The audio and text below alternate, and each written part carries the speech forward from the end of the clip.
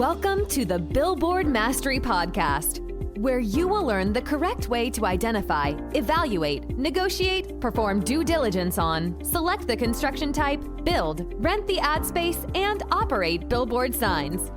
And now, here is your host, the guy that built from scratch the largest privately owned billboard company in Dallas-Fort Worth, Frank Rolfe.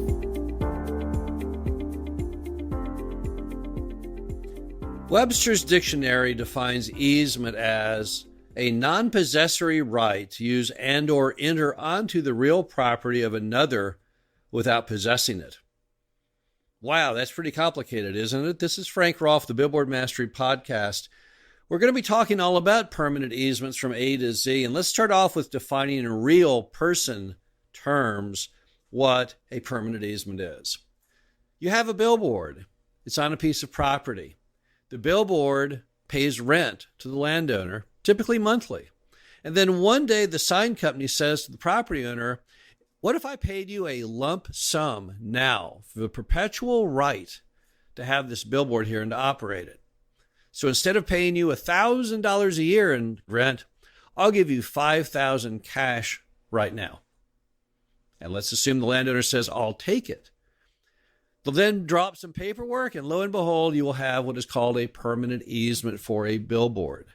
So it's a situation where the property owner still owns the land, and the sign company still owns the sign, but they also own the right for that sign to be there in perpetuity. So it's a very, very long-term commitment. Now, why do billboard companies even want to do this? They already have the sign there. They're already paying out the lot rent every month, if that's the way that it's paid. Why would they want to take the extra step to creating the permanent easement? Well, the first reason is permanence.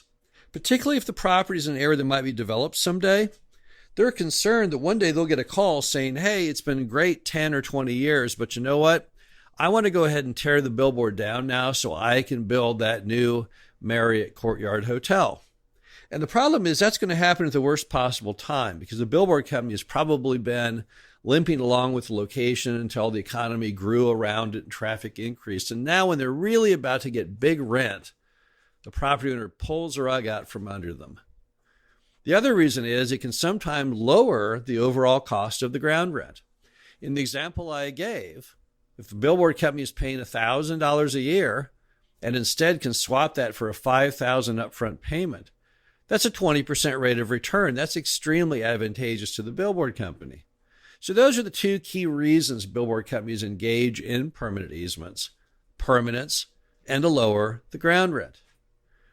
Now, why does the property owner agree to the permanent easement? What is going on there? Well, there's really only typically one item: money.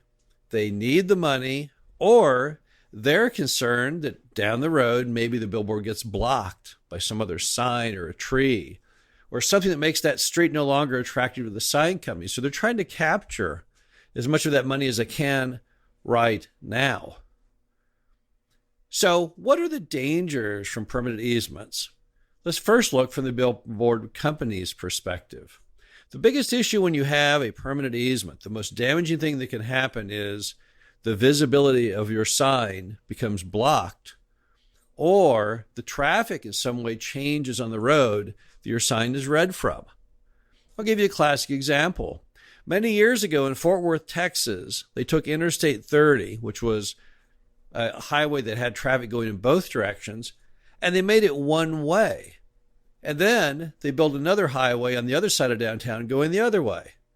The problem was all those billboards had two sides on them, and suddenly one side could no longer be read. The side where the traffic was no longer going that direction, those were then worthless.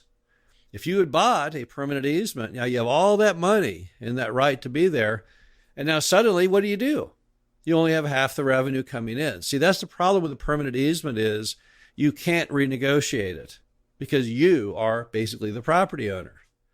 Now, typically, if there's a blockage to a sign or a change in traffic, the billboard company has the right in the lease to go to the person and try to renegotiate to a lower amount, and or they could just chop it down and move it, but they can't with the permanent easement.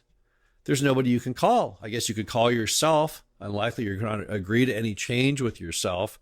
And you sure can't cut the billboard down. You do that, your easement is worth nothing. So that's the key danger to the billboard company. And so what are the dangers then to the property owner? They're getting their money up front. So what risks do they have? Well, they also have a lot of risks too. Number one, that might destroy your ability to build that Marriott Courtyard Hotel or whatever you plan on building down the road. Because lo and behold, there's now a sign right where your building was supposed to go. And no, you have no right to get it down. You have no rights typically under permanent easement of any type for development. So it theoretically could hold your entire property hostage.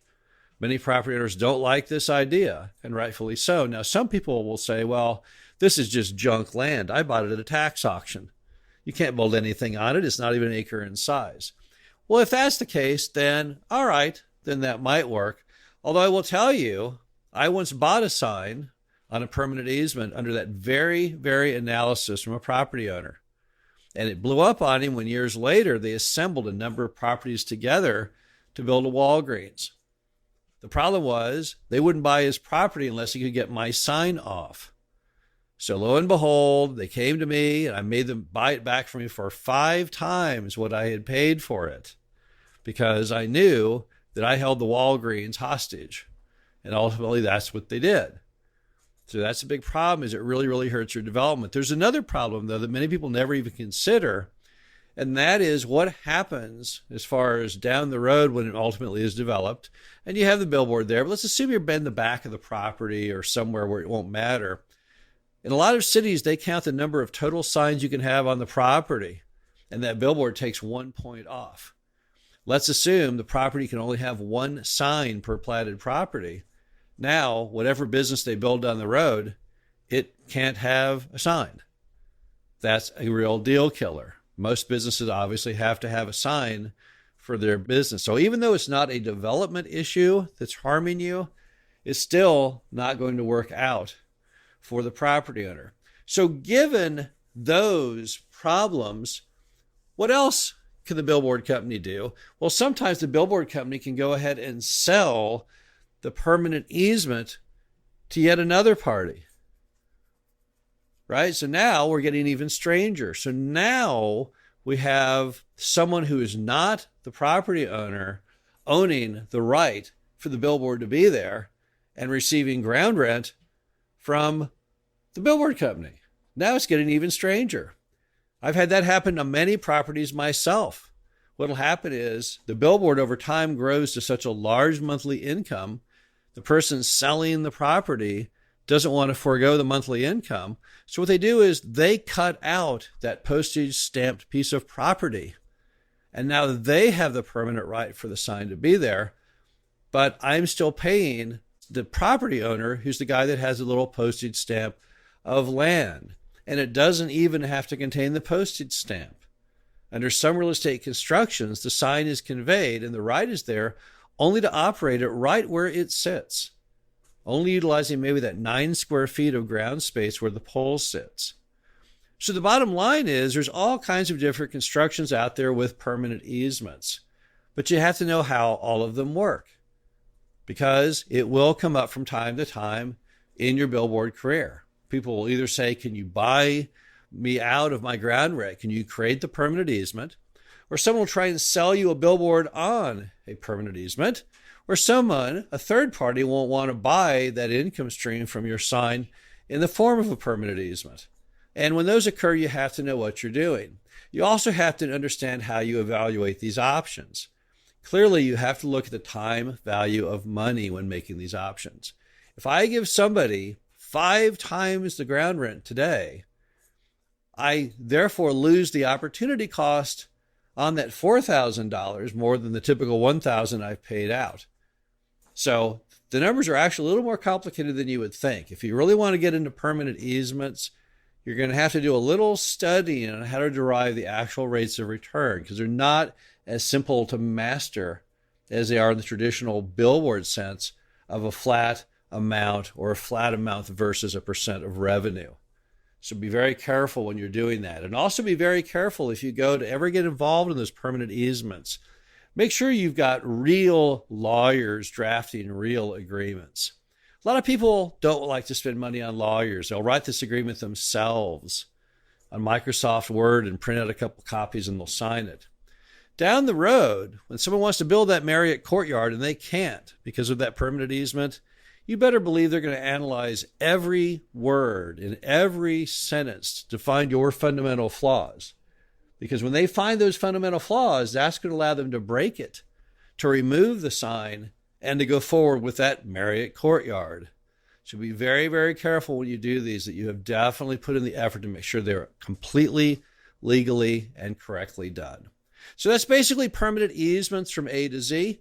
Great in some cases, terrible in some cases, risky in some cases, but in some cases takes the risk off the table.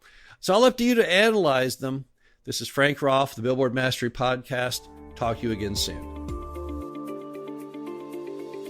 Thank you for listening to the Billboard Mastery Podcast. Be sure to visit us at www.billboardmastery.com, where you can find past episodes of this show, plus an array of information to help you successfully build, buy, and operate billboard signs.